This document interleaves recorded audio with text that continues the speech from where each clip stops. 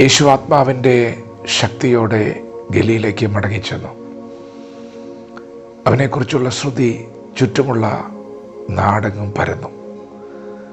ദൈവത്തിൻ്റെ മാറ്റമില്ലാത്ത വചനം ശ്രദ്ധിക്കുന്ന പ്രിയപ്പെട്ടവരെ, നമ്മുടെ കർത്താവായ നമ്മുടെ രക്ഷകനായ യേശു ഗലീലയിലെ നസറത്ത് എന്ന പട്ടണത്തിൽ വളരുകയാണ്.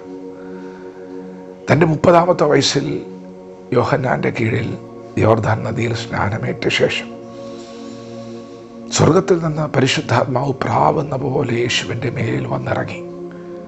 ആത്മാവ് നിറഞ്ഞവനായി 40 ദിവസം ഉപവസിക്കുകയാണ്. ആ ഉപവാസത്തിനൊടുവിൽ പിശാച് പരീക്ഷിക്കുകയും ആ പരീക്ഷകളെയൊക്കെ അതിജീവിച്ചുകൊണ്ട് ആത്മാവിൻ്റെ ശക്തിയോടെ യേശു ഗലീലയ്ക്ക് മടങ്ങി ചെല്ലുകയാണ്.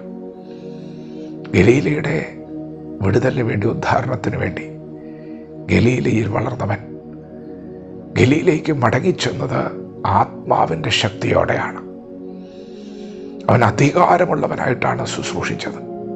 പ്രിയപ്പെട്ടവരെ, ദേശം വിടുവിക്കപ്പെടുവാൻ, ബന്ധിക്കപ്പെട്ടവർ വിടുവിക്കപ്പെടുവാൻ, പീഡിതർക്ക് സ്വാതന്ത്ര്യമുണ്ടാകുവാൻ നമുക്ക് ശക്തി ആവശ്യമാണ്. യേശു തൻ്റെ ശുശ്രൂഷ ആരംഭിച്ചത് ആത്മാവിൻ്റെ ശക്തിയോടെയാണ്.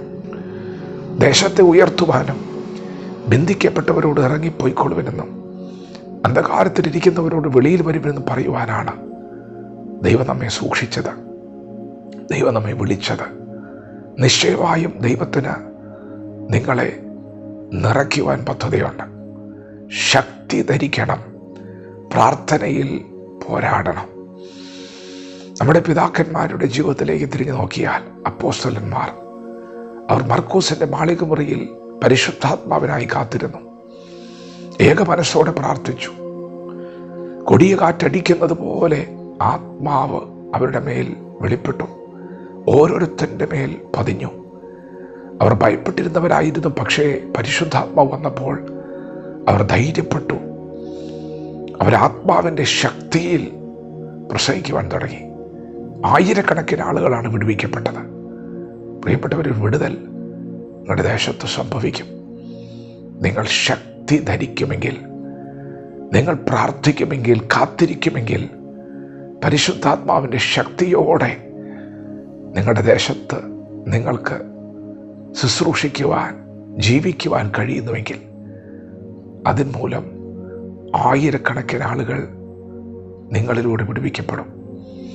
പ്രിയപ്പെട്ടവരെ, അങ്ങനെ ഒരു ശുശ്രൂഷ ഈ തലമുറയിൽ വെളിപ്പെടുവാൻ പ്രാർത്ഥിക്കണം.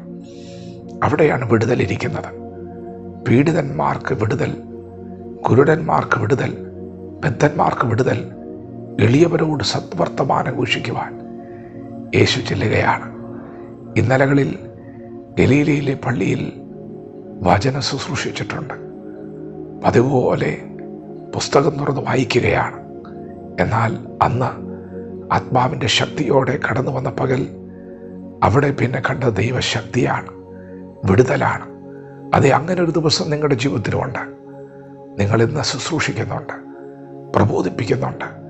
എന്നാൽ യേശു ആത്മാവിൻ്റെ ശക്തിയോടെ വന്നതുപോലെ പരിശുദ്ധാത്മാവിനെ പ്രാപിച്ചുകൊണ്ട്, ശക്തി ധരിച്ചുകൊണ്ട് ദേശത്തിലേക്ക്, ഗ്രാമങ്ങളിലേക്ക്, പട്ടണങ്ങളിൽ കടന്നുകയെല്ലാം ജനത്തിൻ്റെ വിടുതലിന് വേണ്ടി, ആത്മാക്കളുടെ വിടുതലിന് വേണ്ടി ദൈവകരങ്ങൾ ഉപയോഗിക്കപ്പെടുന്നൊരു പാത്രമായി ദൈവകരങ്ങളിൽ നമ്മെ ഏൽപ്പിച്ചു കൊടുക്കാം. കാത്തിരിക്കാം, ശക്തി ധരിക്കാം. ദൈവം നമ്മെ ഓരോരുത്തരെയും പകൽക്കാലം അനുഗ്രഹിക്കുമാറാകട്ടെ. ആമേൻ.